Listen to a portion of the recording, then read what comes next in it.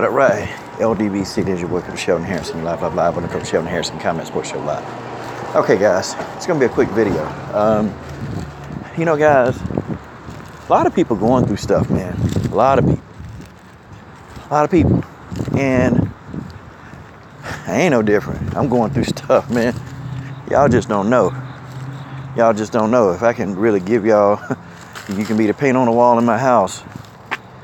You'll definitely see how much I'm going through. But it's life.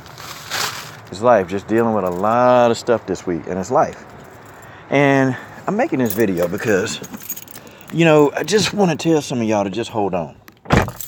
Just hold on, okay? Crank this car up here. I just want to tell some of you guys to just hold on. Just hold on. Because the end of the world is not here, y'all. The end of the world, not yet. Just hold on. Things happen. And I'm going to be honest, and I don't want y'all to take this the wrong way.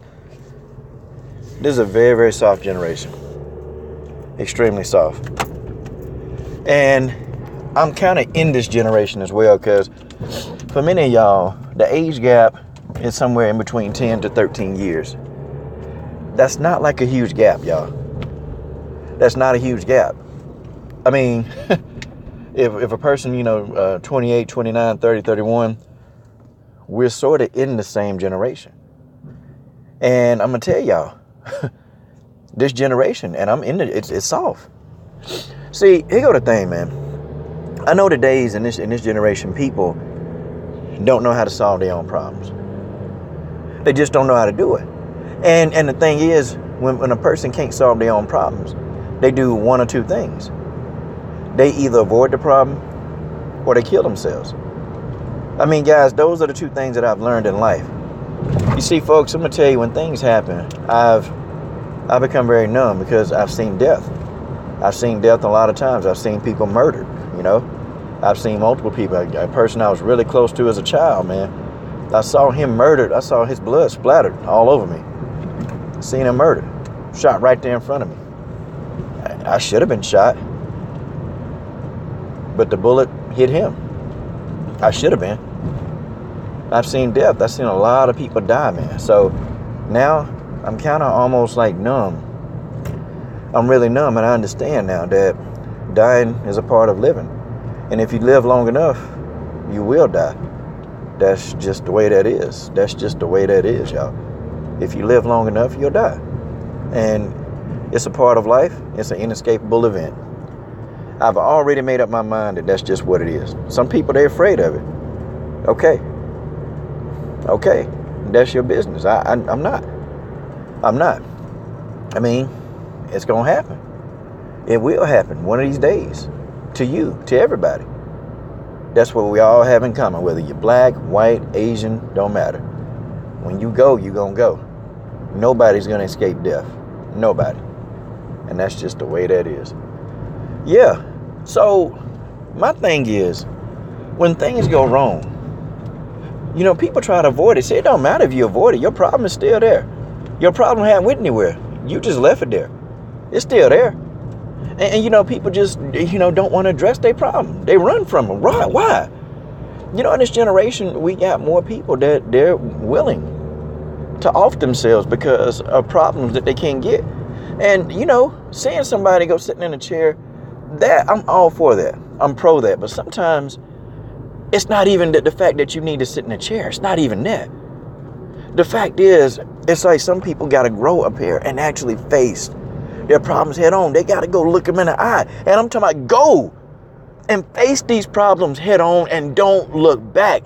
Go right to the problem. Go to the source and deal with the source. Deal with it. But people just sometimes just don't want to do that because it's too much conflict. It's too much controversy. And people truly don't like conflict. I don't even know if y'all seen the little study, man, where, people go up and they run up on a person and just try to pick a fight with them. The majority of the people, they really don't want to engage in a fight. They turn their back to it. They don't want to do it. People normally are calm people. It's the 1% that you see on TV that these are not calm people. These are the idiots. But the other 99% of the people on earth don't like conflict. I mean, isn't that something? You see people online that they love drama. But, they're in like the 1%, the 5 percentile.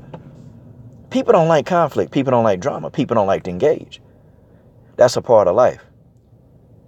But unfortunately, you're going to get to a problem where you're going to have to engage. And it's going to bring me up to my second talking point. The next thing that people do is they'll off themselves. They'll commit suicide. And, at the short term, it's a solution. And guys, I'm dealing with that. I had a person in my family, she committed suicide just recently. And, you love that person. When people do it, they don't think about their family when they do that. Because first of all, the grieving family, they have a lot of guilt. Because in their mind, they think that it's something that they could have did to prevent that. They think it's something they did to not raise you right. They think it's something that they did.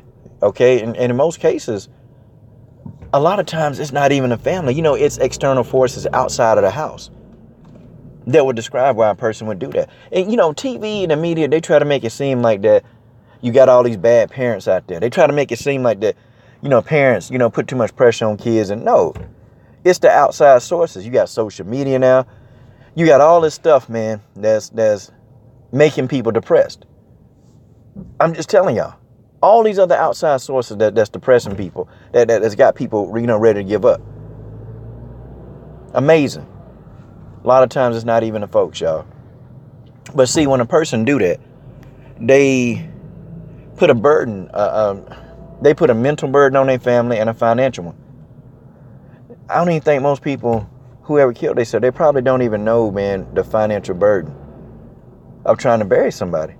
Huge financial burden. But people don't think about that. They're only thinking about the moment. They think that it's the problem that they have is just theirs. No. And I know some of y'all right now, you thinking about it. You thinking about it. You thought about it. I mean, you thought about, going out in front of a car. You thought about jumping. You thought about pulling the trigger. You thought about it. But think about the burden that you put on your family. Think about that. And it ain't no coming back. And that some families, they don't even forgive the person that did it. They love them, but deep down they pissed off, man. They really, really angry and upset and pissed off.